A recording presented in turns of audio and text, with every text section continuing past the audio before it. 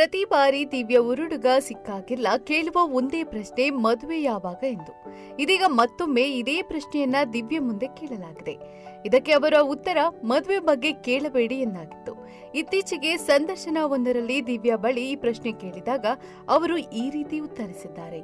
Big boss ಮನೆಯಲ್ಲಿ ಪ್ರೀತಿ ಹುಟ್ಟುವುದು common, ಆದ್ರೆ ಅದನ್ನ ಮುಂದುವರಿಸಿಕೊಂಡು ಹೋಗುವವರು ಕೆಲವೇ ಮಂದಿ. ಹೀಗೆ ಲವ್ ಮಾಡಿ ಯಶಸ್ವಿಯಾದವರ ಸಂಖ್ಯೆ ತೀರಾ ಕಡಿಮೆ. ಒಳಗಿರುವಾಗ ಸದಾ ಜೊತೆಗಿದ್ದ ಜೋಡಿ ಬಿಗ್ ಬಾಸ್ ಶೋ ಮುಗಿದ್ಮೇಲೆ ಮಾತುಕತೆ ಇಲ್ಲದೆ ದೂರ ಆಗಿರುವ ಸಾಕಷ್ಟು ಉದಾಹರಣೆಗಳಿವೆ.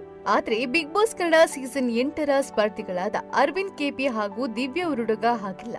ಇವರ ಸ್ಟೋರಿ ಎಲ್ಲದಕ್ಕಿಂತ ಭಿನ್ನವಾಗಿದೆ. ಇವರ ಲವ್ಗೆ ಈಗ ಸುಮಾರು 5 ವರ್ಷಗಳು ತುಂಬಿದೆ. ಆದ್ರೆ ಮದುವೆ ಬಗ್ಗೆ ಮಾತ್ರ ಸುದ್ದಿ ಇಲ್ಲ. ಬಿಗ್ ಬಾಸ್ ಮುಗಿದ ಬಳಿಕ ಕಿರುತೆರೆಯ ಯಾವುದೇ ಕಾರ್ಯಕ್ರಮ ಇರಲಿ, ಮದುವೆ ಇರಲಿ, ಕ್ರಿಕೆಟ್ ಇರಲಿ, ಸಿನಿಮಾ ಸಂಬಂಧ ಯಾವುದೇ ಕಾರ್ಯಕ್ರಮವಿರಲಿ, ದಿವ್ಯಾ ಹುಡುಗ ಹಾಗೂ ಅರವಿಂದ್ ಕೆಪಿ ಇಬ್ಬರು ಜೊತೆಯಾಗಿ ಭಾಗಿಯಾಗ್ತಾರೆ.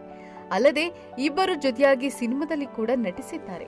ಇನ್ನು ಇಬ್ಬರ ಹುಟ್ಟುಹಬ್ಬ ಆಚರಣೆ ಹಾಗೂ ಸೋಷಿಯಲ್ ಮೀಡಿಯಾದ ಪೋಸ್ಟ್ ನಲ್ಲಿ ದಿವ್ಯ ಜೊತೆ ಅರವಿಂದ್ ಇದ್ದೇ ಇರ್ತಾರೆ. ಪ್ರತಿ ಬಾರಿ ಇವರ ಸಿಕ್ಕಾಗಿಲ್ಲ ಕೇಳುವ ಒಂದೇ ಪ್ರಶ್ನೆ ಮದುವೆ ಯಾವಾಗೆಂದು. ಇದೀಗ ಮತ್ತೊಮ್ಮೆ ಇದೇ ಪ್ರಶ್ನೆಯನ್ನ ದಿವ್ಯ ಮುಂದೆ ಕೇಳಲಾಗಿದೆ. ಇದಕ್ಕೆ ಅವರ ಉತ್ತರ ಮದುವೆ ಬಗ್ಗೆ ಕೇಳಬೇಡಿ.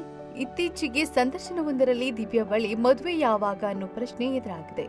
ಇದಕ್ಕೆ ನನಗೂ ಗೊತ್ತಿಲ್ಲ, ದಯವಿಟ್ಟು ನನ್ನ ಬಳಿ ಇದೊಂದು ಪ್ರಶ್ನೆ ಮಾತ್ರ ಕೇಳಬೇಡಿ, ಆದಾಗ ನಿಮಗೆ ಗೊತ್ತಾಗುತ್ತೆ, ನಿಮ್ಮ ಕಣ್ಣು ತಪ್ಪಿಸಿ ಏನು ಮಾಡೋದಕ್ಕೆ ಆಗಲ್ಲ ಎಂದು ಹೇಳಿಕೊಂಡಿದ್ದಾರೆ.